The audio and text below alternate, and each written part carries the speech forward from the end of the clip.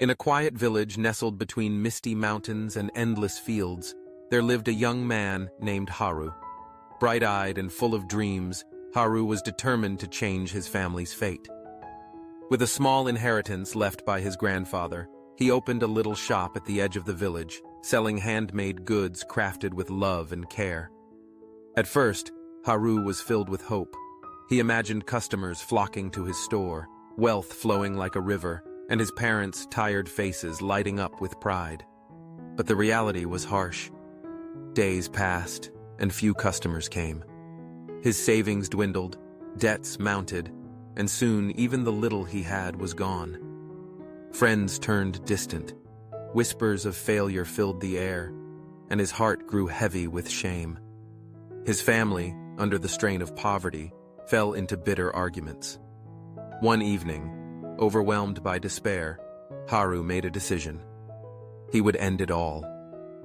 Before the first light of dawn, Haru slipped quietly into the forest, intent on disappearing into its depths forever.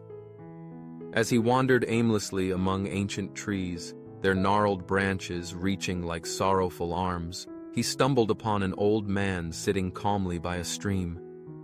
The old man, clad in simple robes, looked up and smiled, as if he had been expecting Haru. "Lost, are you?" he asked kindly.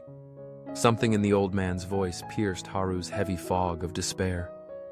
"I have lost everything," Haru whispered.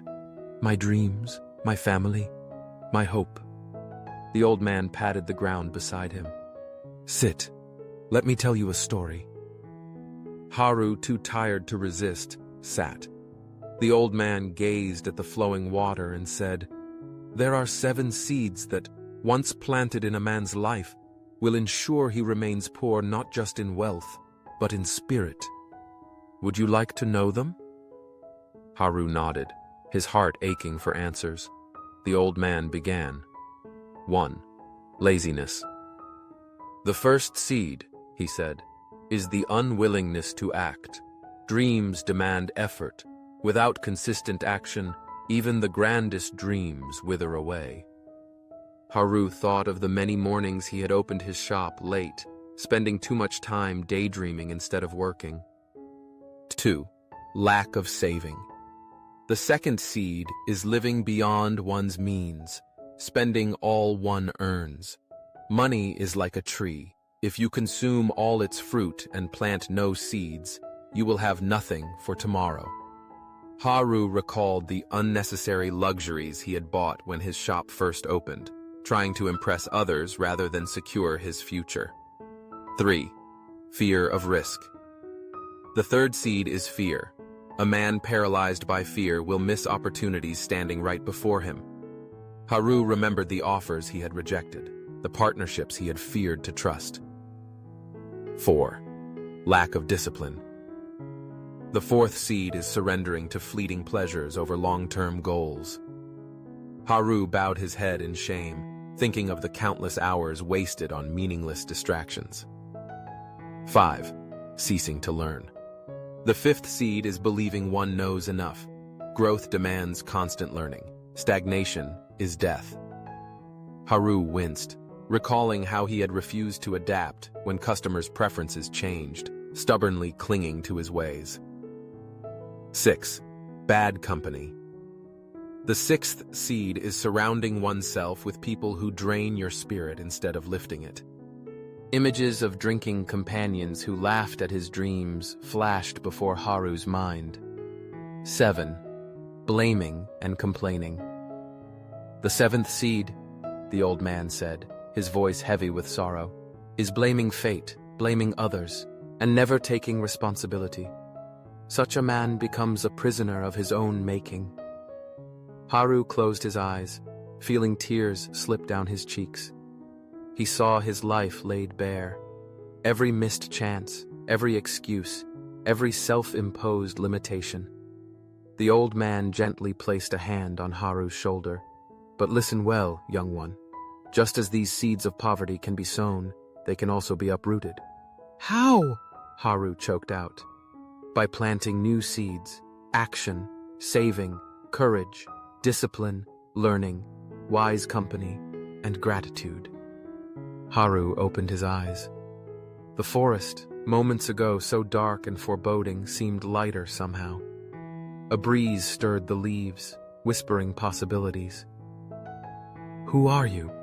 Haru asked, awestruck. The old man smiled sadly.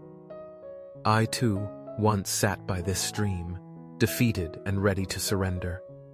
I did not meet a guide that day. I took the darker path.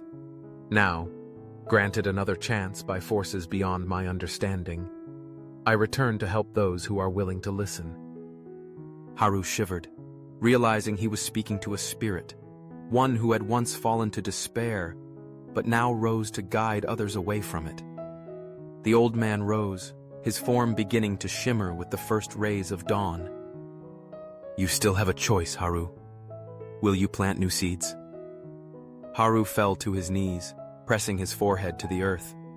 "I will," he vowed, voice trembling but sure. When he looked up, the old man was gone. Only the sound of the stream remained, singing of new beginnings. Haru returned to his village that very morning. Though his debts and troubles remained, he carried with him something far greater, a new heart, fertile and ready for new seeds. He began waking early, working tirelessly even when customers were few. He started setting aside even the smallest coins, valuing the habit over the amount. He embraced opportunities to learn from traveling merchants and older craftsmen. He distanced himself from the idle and sought the company of those who inspired him. He replaced complaints with gratitude, seeing every small challenge as a stepping stone rather than a wall. The changes were not instant. There were days when discouragement whispered. But Haru remembered the old man's words.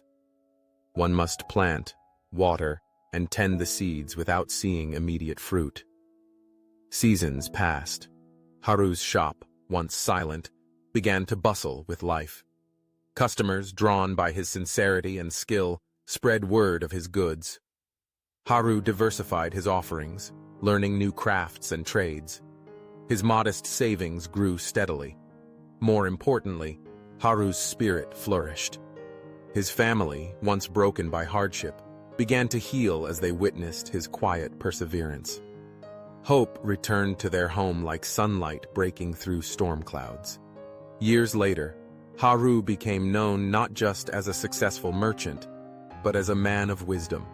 Young villagers sought his guidance.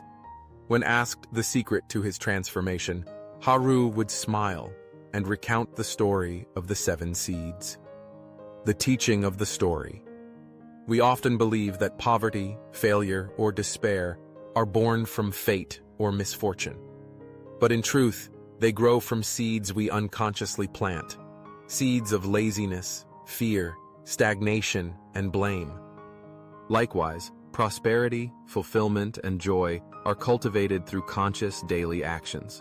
Working diligently, saving patiently, daring to risk, learning continuously, choosing uplifting company, and embracing gratitude. Transformation does not come in a lightning strike of luck. It comes slowly, tenderly, through the planting and nurturing of new seeds within the soil of our being.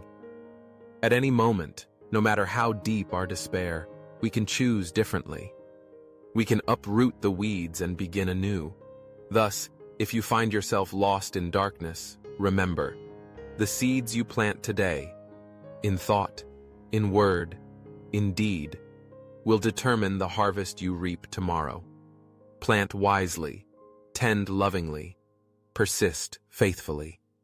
And one day, like Haru, you will find yourself standing in a garden of abundance and peace, a garden you planted with your own hands.